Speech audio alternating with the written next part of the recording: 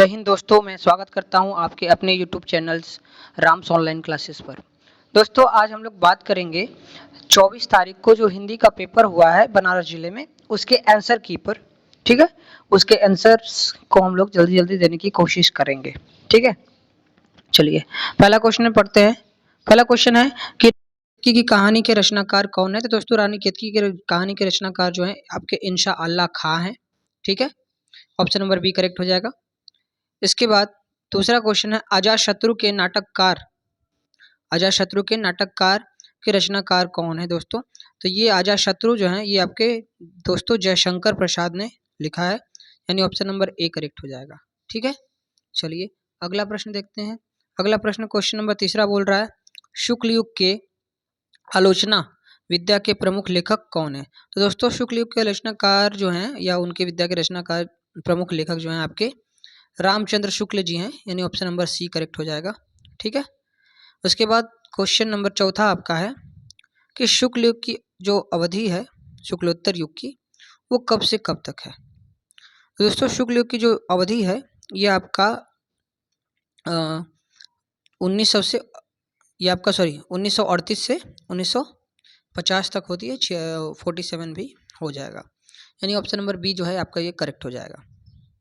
ठीक है, ये थोड़ा सा फोटो ब्लर है, किसी बच्चे ने भेजा है इसलिए थोड़ा सा ब्लर है। ठीक है, कोई बात नहीं, हमें आंसर से मतलब है। प्रश्न नंबर पांचवा देखिए क्या है, बोल रहा है अनंत आकाश के रचनाकार कौन है। दोस्तों अनंत आकार के रचनाकार आपके जयप्रकाश भारती जी हैं। ठीक है, प्रश्न नंबर छठवां देखिए क्या है। प्रश्न नंबर छठवां बोल रहा है प्रयोगवादी कवि की विशेषता क्या है। तो प्रयोगवादी में इसमें नवीन नवीन कविताओं या नवीन नवीन प्रवृत्तियों के बारे में बात किया जाता है, यानी ऑप्शन नंबर सी जो है करेक्ट हो जाएगा, नवीन उपमानों का प्रयोग। ठीक है, इसके बाद प्रश्न नंबर सातवां आपका है, बोल रहा है रीतिकाल की अवधि समय अवधि क्या है। ठीक है, तो रीतिकाल की दोस्तों अवधि समय अवधि जो होती है वो 1700 से 1900 के बीच होती है।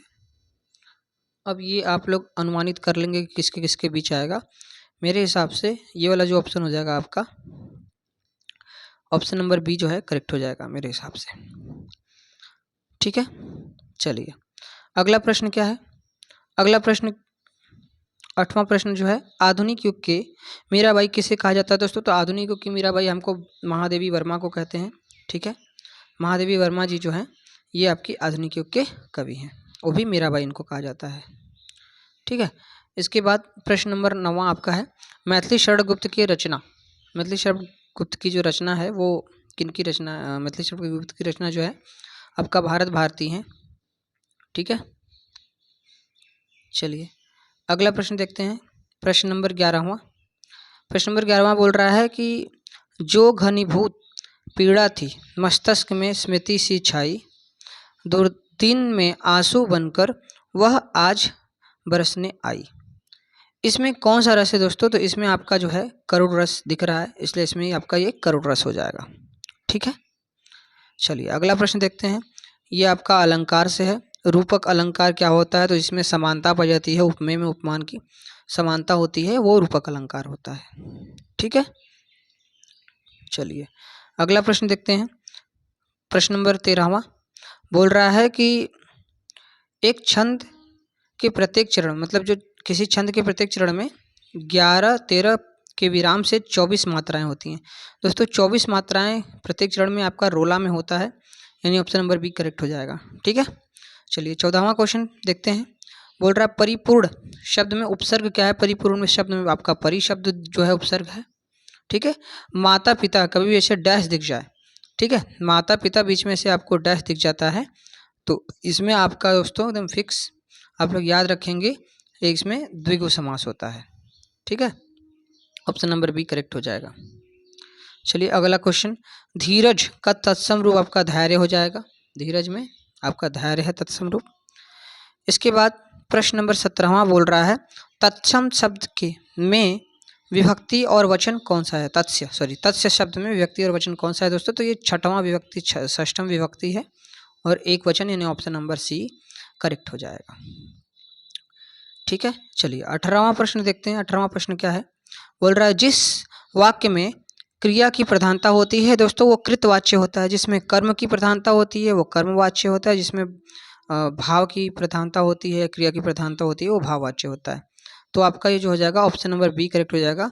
इसमें क्रिया की प्रधानता बोला है ना, तो क्रिया की प्रधानता दोस्तों भाववाच्य में होता है। ऑप्शन नंबर सी जो है आपका करेक्ट हो जाएगा।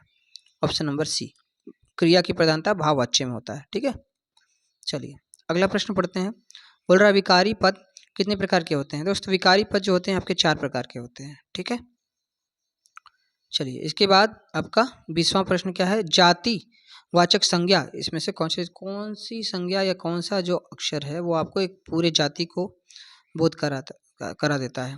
तो दरबार नहीं, कोमल ये भी नहीं, अंधेरा नहीं, शिक्षक एक पूरी जाति को दर्शाता है, यानी ऑप्शन नंबर ए करेक्ट हो जाएगा। आई होप समझ में आया होगा। बनारस जिले का ये पेपर था और इसका आंसर की आप लोग ने मैच कर लिया होगा। ऐसे ही और वीडियो देखने के लिए और सभी प्रकार के पेपरों का आंसर की देखने के लिए हमारे चैनल को सब्सक्राइब कीजिए। तब तक के लिए धन्यवाद, बाय बाय।